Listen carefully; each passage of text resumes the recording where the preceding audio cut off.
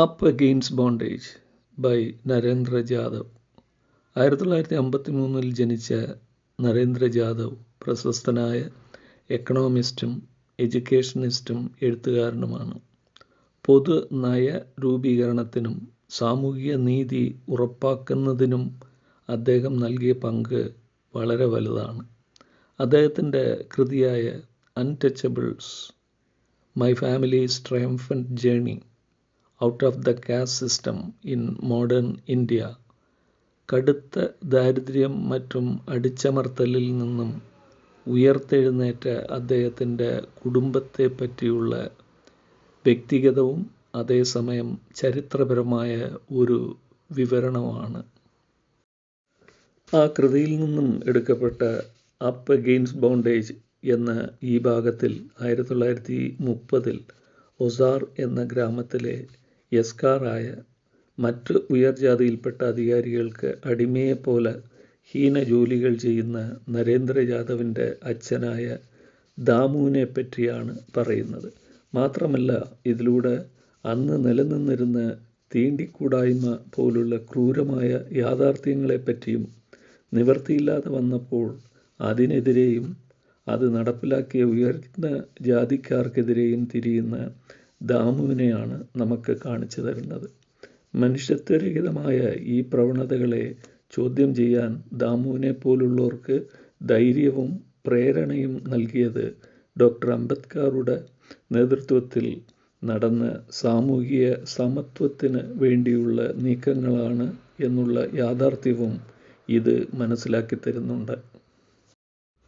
ഒരു കടുത്ത വേനൽക്കാലത്ത് ഉച്ചസമയത്ത് ഒസാർ ഗ്രാമത്തിലെ യസ്കാറായ ദാമു അന്ന് ആ ഗ്രാമം സന്ദർശിക്കാൻ എത്തിയ റവന്യൂ അധികാരിയായ മാംലഡാറിൻ്റെ കുതിരയ്ക്കൊപ്പം ഓടി ഗ്രാമത്തിലുള്ളവരെ അദ്ദേഹത്തിൻ്റെ വരവ് അറിയിക്കുകയാണ്.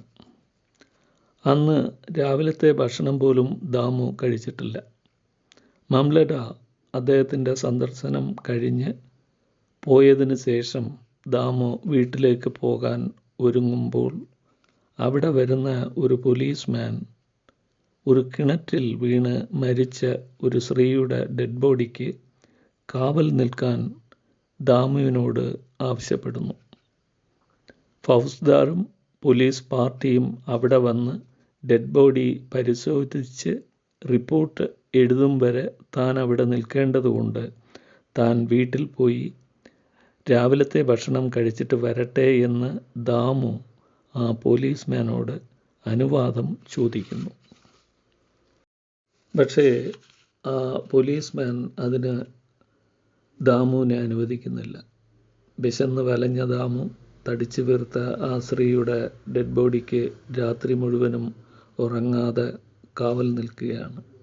ഇടയ്ക്ക് പരിശോധനയ്ക്ക് വന്ന ആ പോലീസിനോട് ദാമു താൻ അവിടെയുള്ള കാര്യം തൻ്റെ വീട്ടിൽ അറിയിച്ചാൽ തനിക്ക് ഭക്ഷണം കൊണ്ടുവരും, അറിയിക്കാൻ പറ്റുമോ എന്ന് ചോദിക്കുന്നു.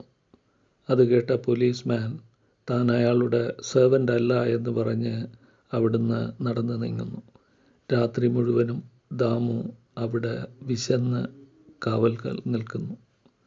അടുത്ത ദിവസം ദാമുവിൻ്റെ ഭാര്യ സോനു ദാമുവിൻ്റെ കസിനായ നമ്മയുടെ അടുത്ത് കുറച്ച് ബാക്രീസ് ദാമുവിന് കൊടുത്തുവിടുന്നു. പക്ഷേ ദാമു അത് കഴിക്കുമ്പോൾ അധികാരികൾ വന്നാൽ തന്നെ മർദ്ദിക്കും എന്ന് പറഞ്ഞ് ആ ഭക്ഷണം കഴിക്കുന്നില്ല. കുറച്ച് കഴിഞ്ഞ് ഫൗജ്ദാറും പോലീസ് പാർട്ടിയും വരുന്നു. ഫൗജ്ദാർ ദാമുവിൻ്റെ അടുത്ത് കിണറ്റിലിറങ്ങി ആ സ്ത്രീയുടെ ഡെഡ് ബോഡി എടുക്കാൻ ആവശ്യപ്പെടുന്നു. മരിച്ച സ്ത്രീ ഒരു അപ്പർ കാസ്റ്റിൽപ്പെട്ടവരാണെന്നും മഹറായ ദാമു അവരെ തൊടാൻ പാടില്ലെന്നും ദാമു പറയുന്നു. ഫൗജ്ദാർ നിർബന്ധിച്ചിട്ടും അനുസരിക്കാത്ത ദാമുവിനെ ചാട്ടവാറുകൊണ്ട് ഫൗജ്ദാർ അടിക്കുന്നു. എന്നിട്ടും ദാമു വഴങ്ങുന്നില്ല. തന്നെ കൊന്നാലും താൻ ആ ഡെഡ് ബോഡി എടുക്കില്ലെന്ന് ദാമു തറപ്പിച്ച് പറയുന്നു.